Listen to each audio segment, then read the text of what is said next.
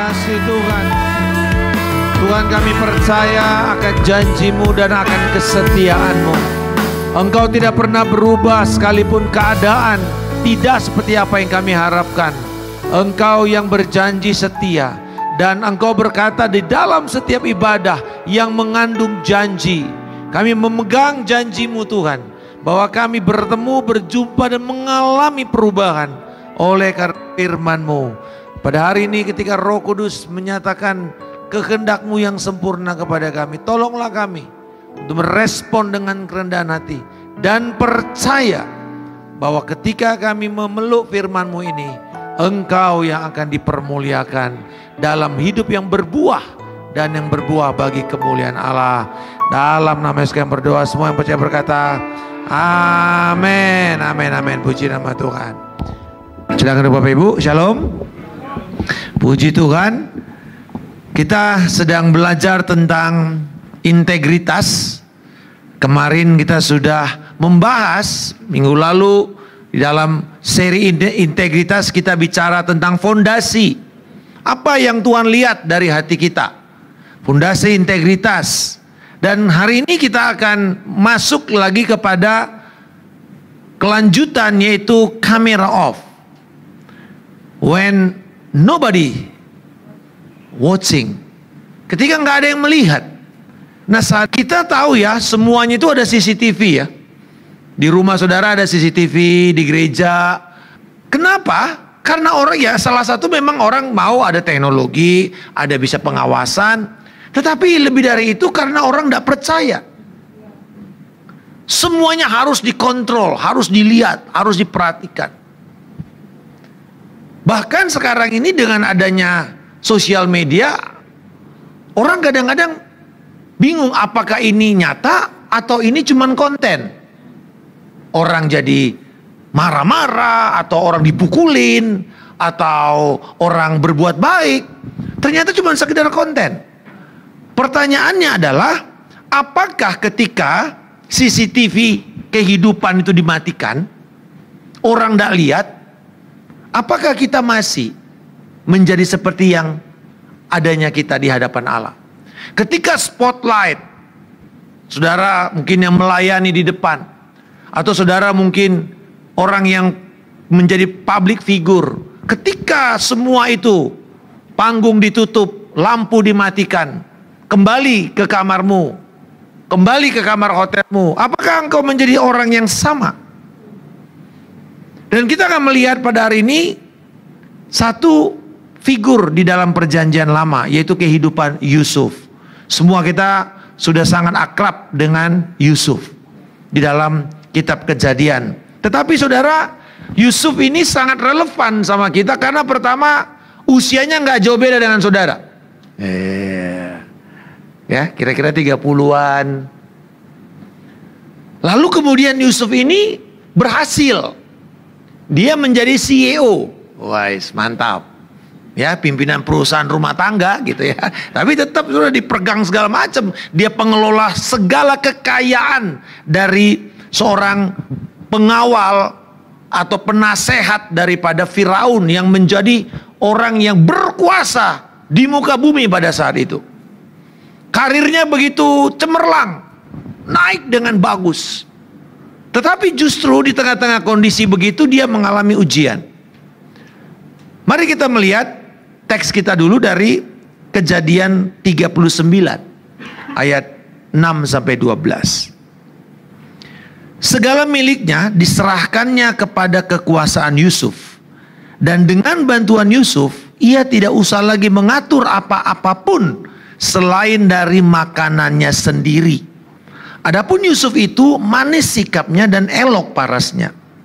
Selang beberapa waktu, istri tuannya memandang Yusuf dengan birahi. Lalu katanya, marilah tidur dengan aku.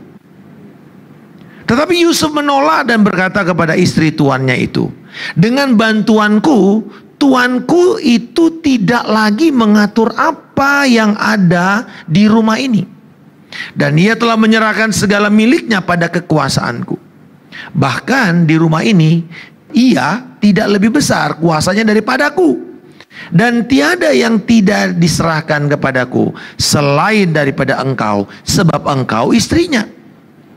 Bagaimanakah mungkin aku melakukan kejahatan yang besar ini dan berbuat dosa terhadap Allah? Walaupun dari hari ke hari perempuan itu membujuk Yusuf, Yusuf tidak mendengarkan bujukannya itu untuk tidur di sisinya dan bersetubuh dengan dia. Pada suatu hari masuklah Yusuf ke dalam rumah untuk melakukan pekerjaannya. Sedang dari seisi rumah itu seorang pun tidak ada di rumah. Lalu perempuan itu memegang baju Yusuf sambil berkata, marilah tidur dengan aku. Tapi Yusuf meninggalkan bajunya di tangan perempuan itu dan lari keluar. Tema daripada pemberitaan firman ini adalah integritas sejati tidak dibuktikan di zona nyaman, tetapi saat tekanan dan godaan melanda. Integritas sejati bukan pada waktu semuanya enak-enak, dia punya integritas. No. Justru under pressure, justru ketika kita sedang ada dalam tekanan. Charles Swindoll mengatakan, kehebatan manusia ditentukan oleh karakternya ketika tidak ada yang lihat. Siapa kita adanya justru bukan pada waktu banyak orang mengamati kita. Bukan. Justru pada waktu kita nggak ada siapapun yang mengamati kita kecuali Tuhan. Karena Tuhan tidak pernah terlelap. Tuhan tidak pernah abai. Hari ini coba kita lihat saudara, 3 tahap dari integritas. Jadi dimulai dari ujian, lalu kemudian nanti kita lihat apa hasilnya. Bagaimana Yusuf bisa bertahan pada waktu tidak ada yang melihat. Kita lihat dulu settingnya. Bagaimana iblis itu menaruh Yusuf ke dalam pencobaan. Bahwa Yusuf mendapatkan sebuah kedudukan. Yusuf dipromosikan. Justru pada waktu dari promosikan, dipercaya oleh Potifar, dia menjadi kepala rumah tangga. Kalau di Inggris kuno ini namanya butler. Butler itu yang ngurusin semua rumah tangga itu. Dia mengurusin semua budak-budak yang ada di rumah itu. Dia menjadi kepala rumah tangga, orang kepercayaan daripada tuan rumah itu. Kadang-kadang tuan rumah nggak tahu kok barangnya ada di mana. Si butler yang paling tahu. Si butler yang paling tahu jadwal dari seluruh orang-orang yang bekerja. Itulah posisi Yusuf. Dan Yusuf bukan orangnya Mesir, dia orang Ibrani. Yang di mata orang Mesir nggak ada artinya. Jadi kalau ada orang bangsa lain dipromosikan, ini berarti ibarat saudara orang Indonesia kerja di Amerika, saudara jadi bos. Wah, itu nggak mudah itu Bapak Ibu. Bayangkan orang-orang bangsa di sana harus tunduk kepada Anda. Berarti ada begitu hebat kekuatan dari Yusuf. Dan sebenarnya ini juga bagian dari proses Yusuf, di mana memang Tuhan mempersiapkan dia untuk nanti kelanjutannya. Kemampuan manajerialnya oke, sangat oke sekali. Yusuf terkenal sebagai manajer. Ya, kalau saudara mau belajar tentang manajerial Alkitab, lihat Yusuf. Karena dia mampu mengendalikan segala sesuatu. Dan bukan cuma itu, membuat yang di lainnya itu semakin berhasil. Tidak ada kekuasaan lebih tinggi bahkan daripada tuannya kalau di rumah itu. Kita tahu bahwa ini nanti akan kejadian lagi pada waktu di Mesir. Tidak ada satupun orang boleh bernafas tanpa seizin Yusuf. Berarti dia Tuhan dong. Hebat ya. Tidak ada satu orang pun boleh bergerak di negara itu kalau nggak seizin Yusuf. Saudara, ini nggak mungkin bisa terjadi kalau tidak dimulai dari yang kecil. Dan ternyata dari rumahnya Potifar itu ya mungkin nggak banyak. Mungkin cuma ada 20 orang yang budak yang bekerja di sana. Dia sudah mulai setia mengelola itu. Bapak Ibu, luar biasanya dia bukan cuma jago mengelola. Wah, good looking juga. Dia parasnya elok. Dengan kata lain dia ganteng. Wih, laki-laki ganteng. Mantap nggak? Mantap. Nggak ada perutnya dia. Oh, six pack. Bukan family pack, six pack dia. Keren. Bukan cuma itu, dia katakan apa? Manis sikapnya. Wah, attitude-nya luar biasa. Siapa yang gak mau ngerekrut orang kayak gini? Kalau dia ada yang mau dibajak kepada rumah yang lain, kali dia bisa bargain berapa ongkos transfernya. Luar biasa.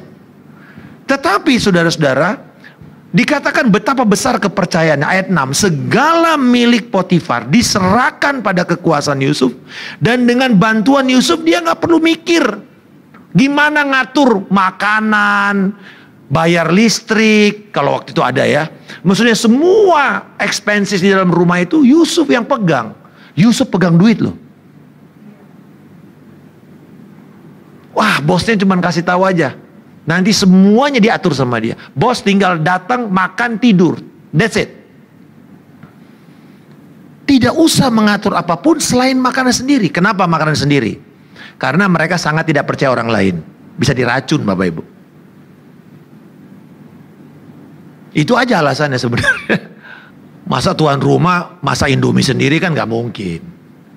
Kan ada pembantu, ada ART. Bukan, karena masalah ketidakpercayaan. Saudara-saudara, dikatakan Yusuf itu manis sikapnya. Ini attitude-nya sangat bagus dan ganteng. Tapi justru di tengah-tengah promosi seperti ini godaan datang. Istri Potifar mengarahkan pandangannya dan berkata, marilah tidur dengan aku. Dikatakan selang beberapa waktu istri tuannya memandang Yusuf dengan birahi. Wih, coba ya Bapak Ibu ya, terutama kalau perempuan ya, kalau ada laki-laki yang mukanya, matanya jelalatan, lihat saudara gitu ya, nggak nyaman ya rasanya ya.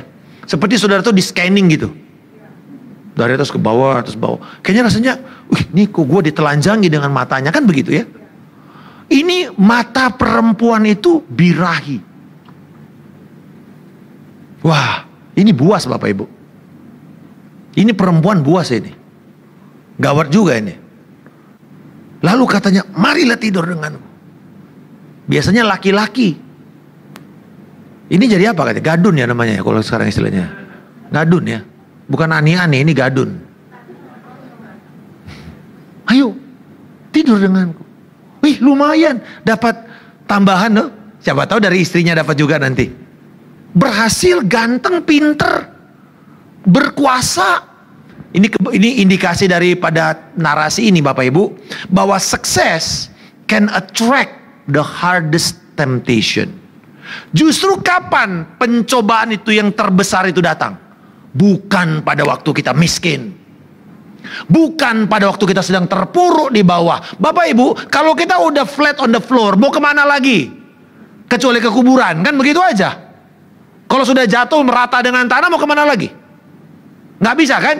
Tapi kapan kita jatuh paling tinggi? Waktu kita ada di puncak keberhasilan kita. Makanya ada satu ujian dari 24 ujian manusia percaya. 24 ujian loh. Salah satunya adalah ujian keberhasilan. Banyak orang bertahan di dalam kegagalan mereka, dan mereka setia mengikut Tuhan, mempertahankan iman. Tapi ketika berhasil, jatuh Bapak Ibu. Gak banyak yang bertahan. It takes easy and powerful charisma, talent untuk naik ke atas. But it takes character to stay on the top. Karisma dan talenta kita tuh membuat kita roket, naik ke atas. Terkenal, hebat, diketahui banyak orang. Tapi berapa banyak di antara kita yang lihat orang dimunculkan lalu hilang?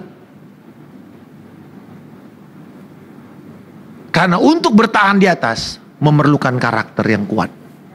Nah Bapak Ibu, menjadi budak itu di Mesir adalah satu hal yang sangat rendah. Jadi kalau orang sudah bisa dipromosikan, lalu kemudian, gak ada yang mengawasi loh. Gak ada orang Ibrani di situ, gak ada keluarganya, jauh dari pandangan keluarga. Dia bisa berbuat apa saja. Yang kedua, mumpung gua orang asing. Kalau ada orang lokal yang senang sama gua, kenapa enggak? Ini bisa jadi pembelaanku nanti. Ini contoh bagaimana iblis itu ya menghancurkan kita, dia tunggu sampai orang itu berhasil. Ada satu orang hamba Tuhan yang pada waktu saya baru bertobat, tahun 80-an, 87. Orang ini sebelum adanya internet, masih zaman satelit dan TV, dia sudah berkhotbah di 500 juta orang di seluruh dunia lewat TV-nya. Pemain piano, suaranya bagus, khotbah penginjilannya dahsyat, dan dia ketua organisasi. 500 juta orang tiap minggu lihat dia, termasuk saya. Ini salah satu idola. Wah, ini kalau saya jadi penginjil, saya mau jadi kayak dia. Sayang saya nggak bisa waktu itu main piano, cuma bisa main gitar. Tapi saya pikir yang penting bisa nyanyi lah. Wah, luar biasa. 1 tahun kemudian gempar, saudara. Dia berdiri dan di depan jemaat dia bilang, saya mengundurkan diri dari organisasi dan dari pelayanan. Kenapa?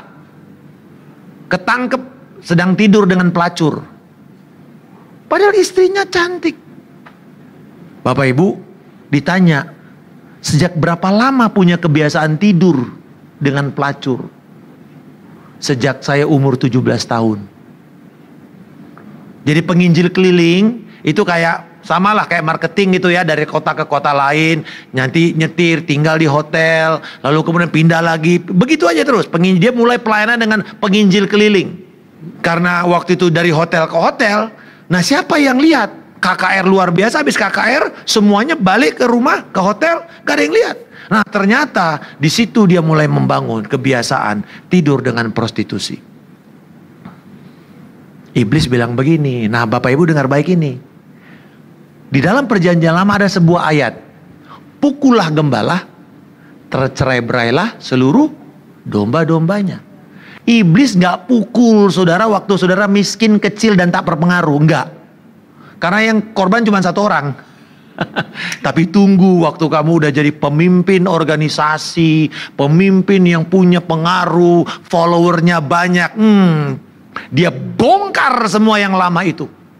Dulunya dia bilang, it's okay, gak apa-apa kok, gak apa-apa, sembunyiin aja itu. Tapi ketika sudah besar-besar, dibuka, gak bisa lagi ditutup, jebol saudara. Dan banyak teman-teman saya yang terima Yesus pada zaman itu mundur. Namanya Jimmy Swaggart. Sayang sekali. Dan dia bilang, aku kesepian di atas, di dalam kepemimpinan. Gak ada yang berani untuk tegur dia. Karena dia orang merasa, wah ini orang sangat diurapi Tuhan. Jangan coba-coba menjamah orang yang diurapi Tuhan. Godaan, baik itu godaan korupsi, relasi rahasia, cheating pada ujian. Saudara mungkin tahu ya. Ya kalau dia bilang, ada ibu-ibu bilang gitu, Mak, mana gula Mak? Nah, itu yang ada toplesnya tulisannya garam. Gitu. Kok kau bikin garam padahal gula? Gitu. Iya sama kayak lu kan. Lu bilang Ahmad tukang las, padahal itu janda sebelah rumah. Gitu. Tapi namanya Ahmad tukang las gitu kan. Nah, kenapa? Itu yang namanya relasi rahasia. Di sini kelihatan sekali bagaimana kita menyalahgunakan kepercayaan. Mungkin kita dikasih kepercayaan, wah mungkin saudara udah tutup mata, udahlah pegang aja duitnya. Lalu kemudian pelan-pelan dikentitin, dikit-dikit, lama-lama habis. John Wesley mengatakan bahwa godaan paling berat biasanya datang setelah pencapaian. Setelah kita mendapatkan keberhasilan, ini godaan paling besar. Berhati-hatilah bila saudara semakin dipercaya. Bukan makin mengatakan, gampang itu, easy peasy. Enggak. Justru makin kita harus takut sama Tuhan. Ini tidak mudah. Jadi bagaimana kita tetap mesti konsisten? Yusuf di set up oleh si setan dengan cara dia dipromosiin tinggi. Pada waktu dia sendiri kecil, nggak ada cerita ini saudara.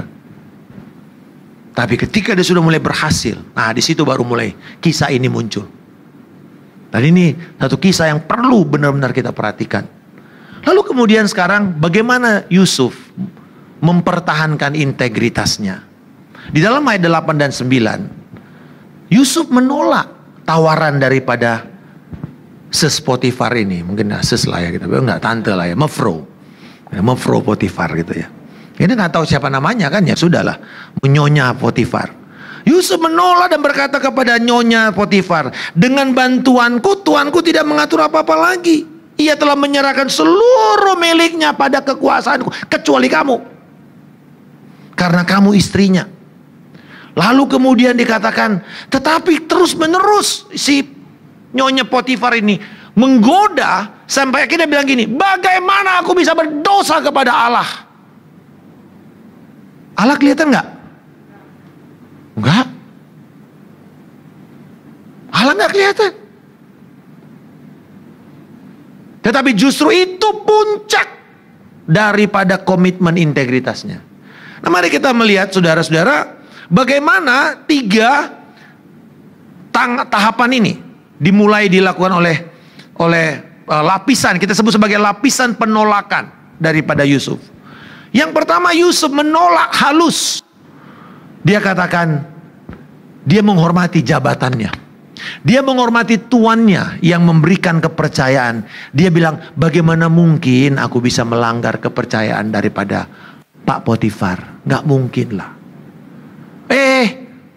Gak lewat saudara. Namanya orang udah nafsu, udah gak mikir lagi mau itu suaminya sendiri, dia sikat juga saudaraku.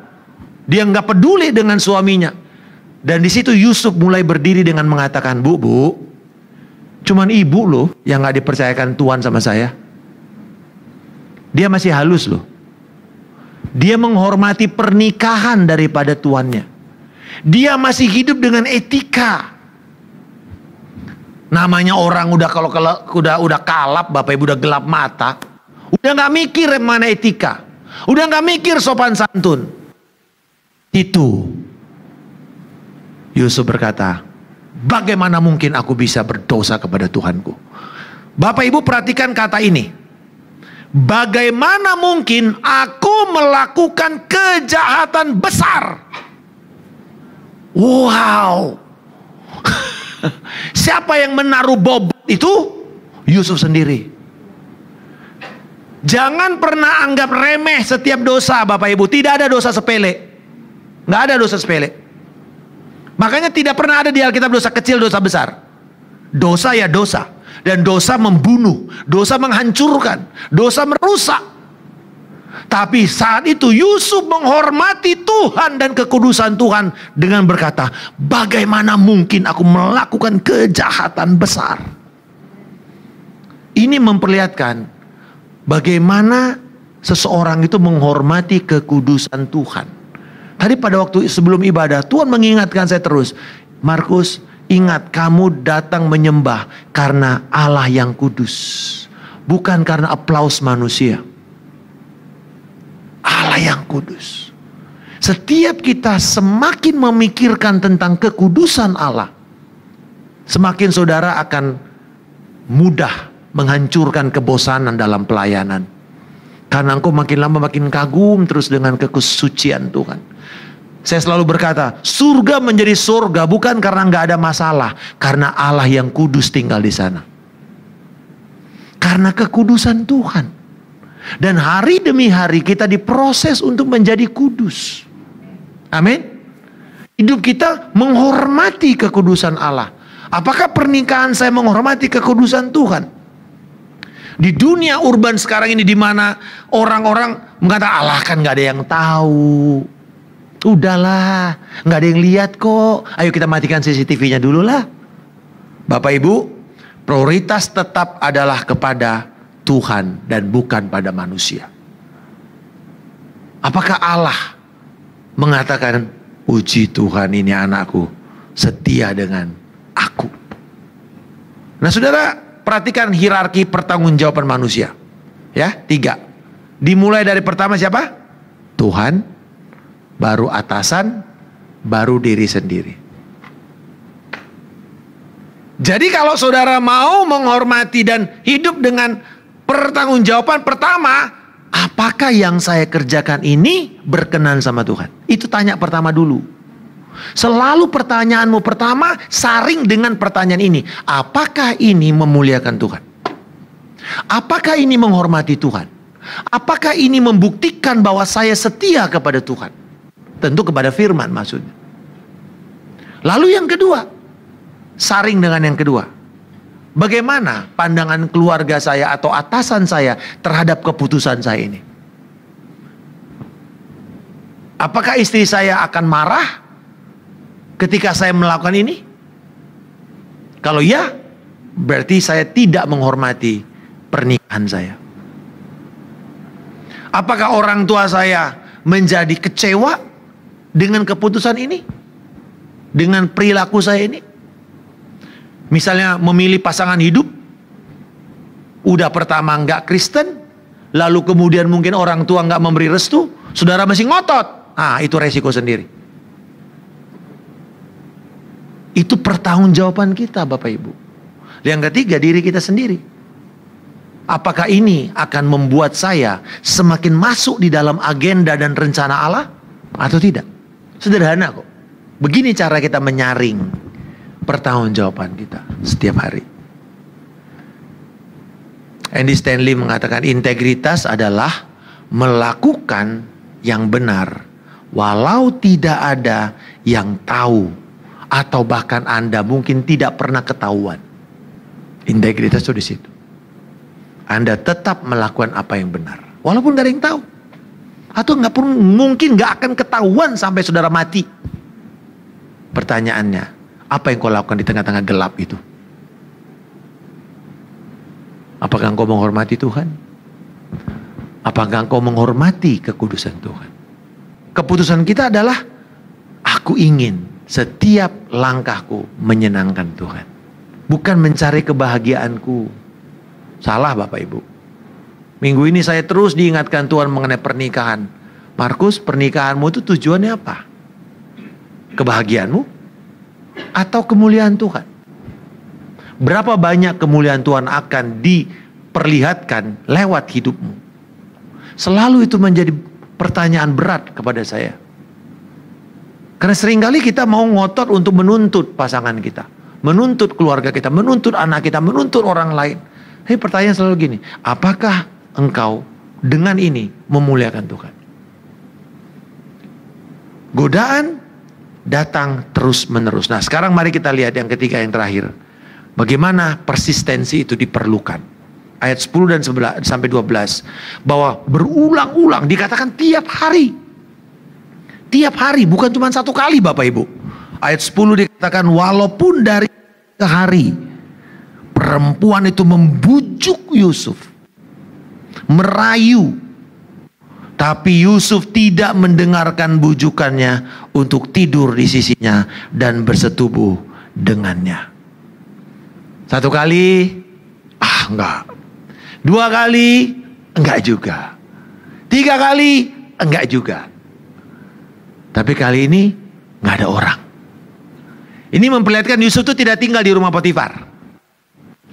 Rumah Potifar dari kantornya. Kira-kira menurut tradisi ini jam 9 pagi Yusuf kantor. Potifar keluar dengan agak sedikit seksi Bapak Ibu. Mungkin pakai baju tidur tok. Di situ dikatakan bahwa dia katakan, marilah. Dia pegang Yusuf. Mari. Nah, sini. Sini sebentar. Ya. Si perempuan ini, kamu jadi istri Potifar. Oke ya. Coba kamu jadi gini itu gimana ya. Ya udah. Oke. Nah, kamu rayu saya Yusuf nih. Ya, rayu. Ayo. Nah, ayo kamu pegang. Ayo. Nah, pegang ya. Nah, pegang. Ya. Nih, sini. Nah, saudara, mungkin kau bilang jangan ragu-ragu. Nah, kan gawat kan. Dian saudara jangan ragu-ragu. Ini loh, kalau tiap hari terus menerus. Dan satu kali tidak ada orang yang lihat. Semua budak mungkin diatur sama istri Potifar untuk gak ada pada hari itu. Bisa gak? Bisa. Tapi disitulah Yusuf bukannya malah merespon, dia lari. Kalau dia lari berarti dia tinggalkan jubahnya kan. Jubah itu melambangkan kehormatan. Orang tahu ini orang lebih tinggi status sosialnya dari jubah yang dia pakai. Dilepas sama dia dan dia lari telanjang. Artinya cuma pakai pakaian dalam. Yusuf rela kehancur kehormatannya di depan manusia, tetapi dia hormati di depan Tuhan. Bapak Ibu, tradisi Ibrani mengatakan Yusuf tidak dihukum mati, tapi cuma masuk penjara. Bagi orang Mesir itu nggak mungkin. Orang Mesir nggak pandang bulu, apalagi cuma budak, nggak ada harganya. Tiap tahun mereka taklukkan negara-negara, kerajaan-kerajaan untuk bangun kuburan yang namanya piramid. Tiap tahun diperlukan 30.000 tenaga kerja. Dari mana Bapak Ibu? Bangsa-bangsa lain ditaklukkan sama mereka. Apalagi cuma budak. Tapi Bapak Ibu, kenapa? Dan ingat, Potifar itu siapa? Kepala pengawal. Kalau sekarang pas pampres kan? Ini orang kepercayaan Firaun. Berani-berani kamu ngambil istri gua. Wah, lenyap saudara ini. Lenyap. Tapi kalau Alkitab mengatakan dia cuma masuk penjara, karena tradisi mengatakan si Potifar sadar dari jubah yang sobek itu. Bapak Ibu, kalau terjadi upaya pemerkosaan, jubah daripada si pemerkosa yang rusak depan apa belakang? Nah, kan gitu kan, kalau terjadi pertarungan, maka yang depan ini yang rusak, betul nggak? Tapi waktu dia lihat jubahnya tuh yang rusak bagian belakang, Potifar bilang, aduh, ini mah yang salah istri gua nih. Makanya dia cuma masuk penjara, bukan masuk ke tiang gantungan. Sudah ngerti? Terima kasih. Di sini Mesir yang begitu permisif, yang begitu mudah untuk melakukan segala macam kekejian. Tetapi justru disitulah Yusuf melakukan yang namanya counter culture. Melawan arus budaya. Yusuf memilih lebih baik dipermalukan masyarakat daripada berdosa di hadapan Tuhan. Lebih baik engkau dipecat dari pekerjaanmu daripada engkau menjelekkan nama Tuhan. Di sini kita melihat Alkitab memperlihatkan persistensi dari Yusuf. Karena integritas bukan masalah begini, sekali benar udah pasti selamanya kuat. Enggak. Dengar baik. Hari ini kamu menang bukan berarti kamu menang selamanya.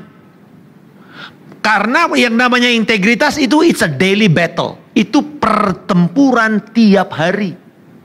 Bukan karena hari ini engkau menang lalu pasti selamanya kau pasti menang. Enggak.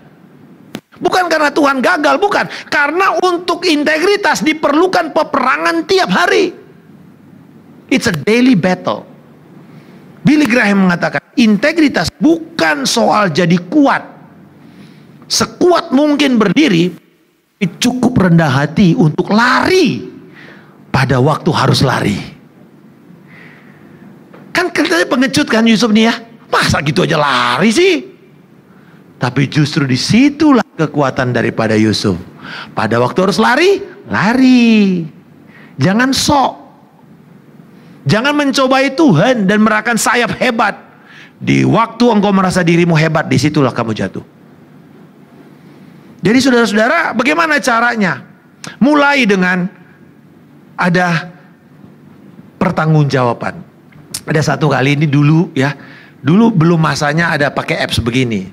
Jadi ada teman saya di Filipina, mereka bikin sistem pengawasan, itu ada kayak di internet, kamu masuk ke dalam web itu, lalu kemudian masukin nama saudara, lalu minta 3-4 orang yang akan bertanggung jawab tentang saudara.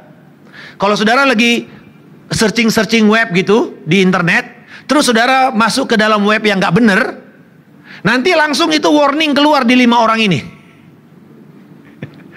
Langsung dikasih notifikasi gitu loh, bahwa yang bersangkutan sedang searching web yang gak bener.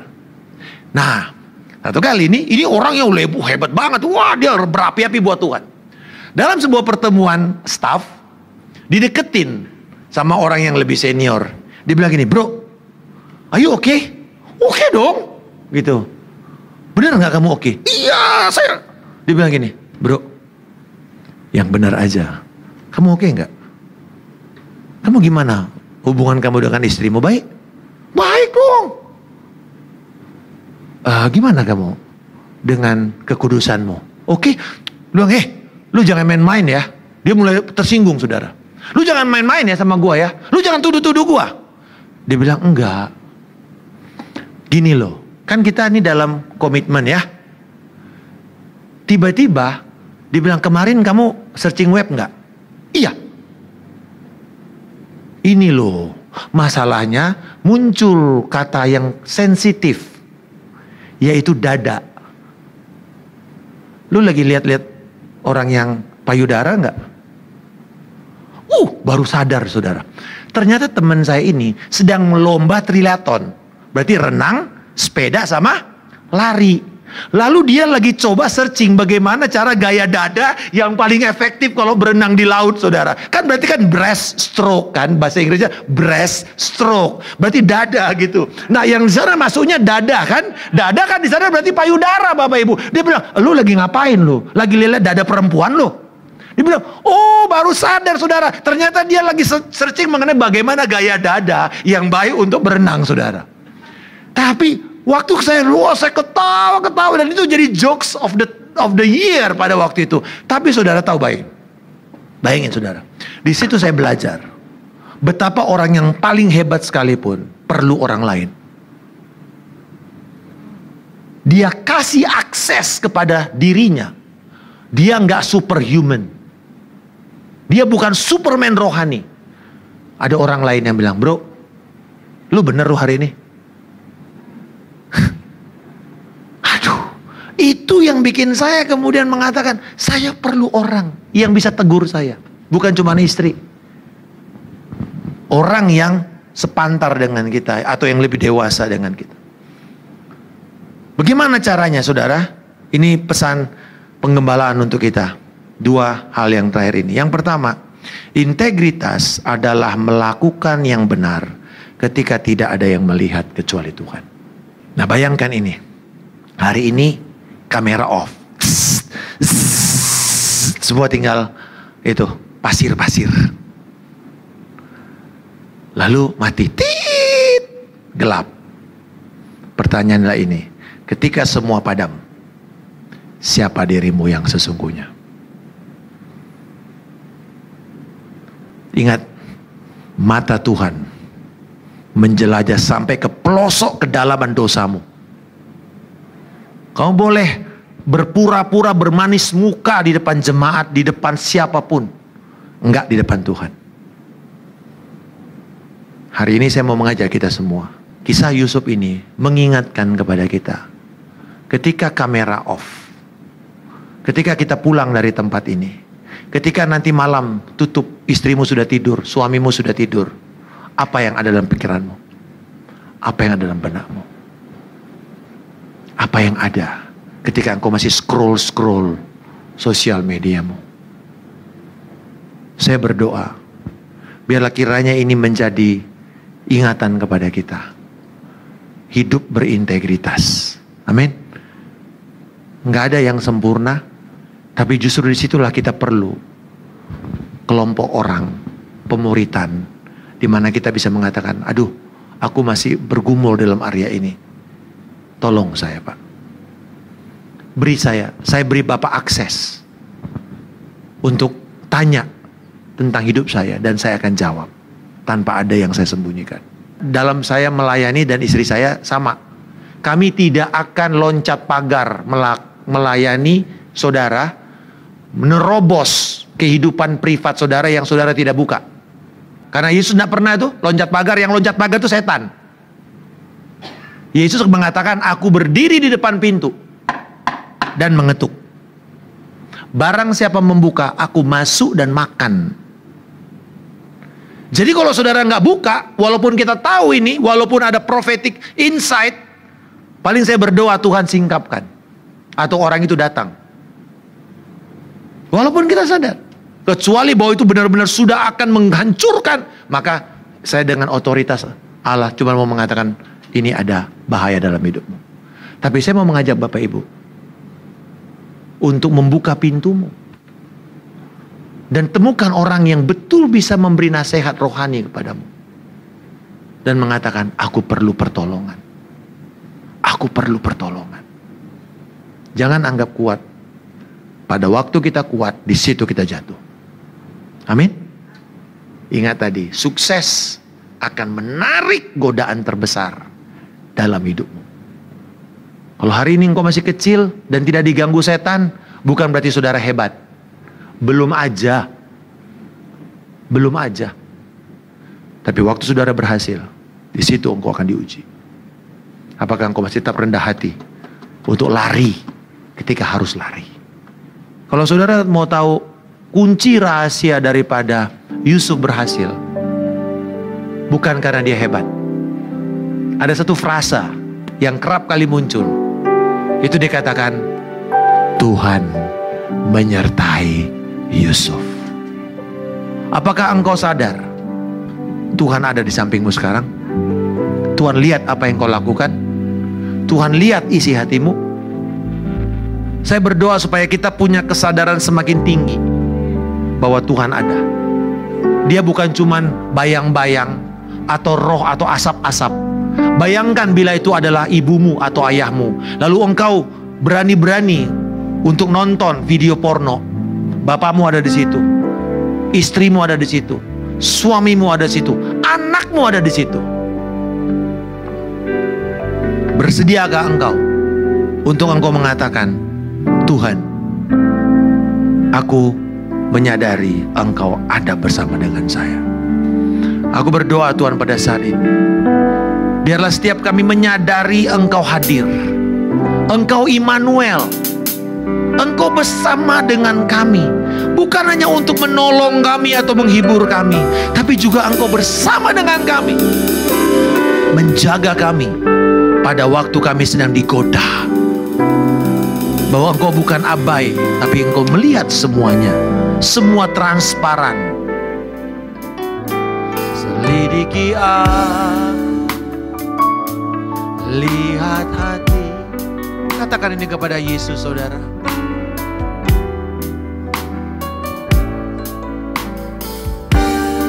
Dia ada bersama saudara pada saat ini. Kau yang melihat hidup kami, Tuhan. Tak ada yang tersembunyi bagimu. Aku lihat. Apakah engkau menukar kebaikan Tuhan selama ini hanya karena keinginan daging, memuaskan hawa nafsumu dan dosamu? Sebandingkah itu dengan kebaikan dan kasih Tuhan? Mari saudara, jangan sampai kita gagal di dalam pertandingan iman kita. Haleluya. Oh, tak kulihat kebaikanmu.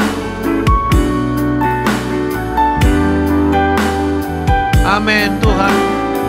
Tolonglah kami Tuhan, membangun kesadaran bahwa Engkau hadir senantiasa, menyaksikan kami tanpa pernah tertutup dan terlelap. Kau dapat lihat,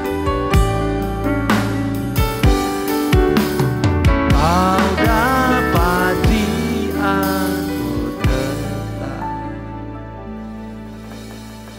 Haleluya. Berikan pujian kepada Lagi Tahun Dia yang setia. Haleluya.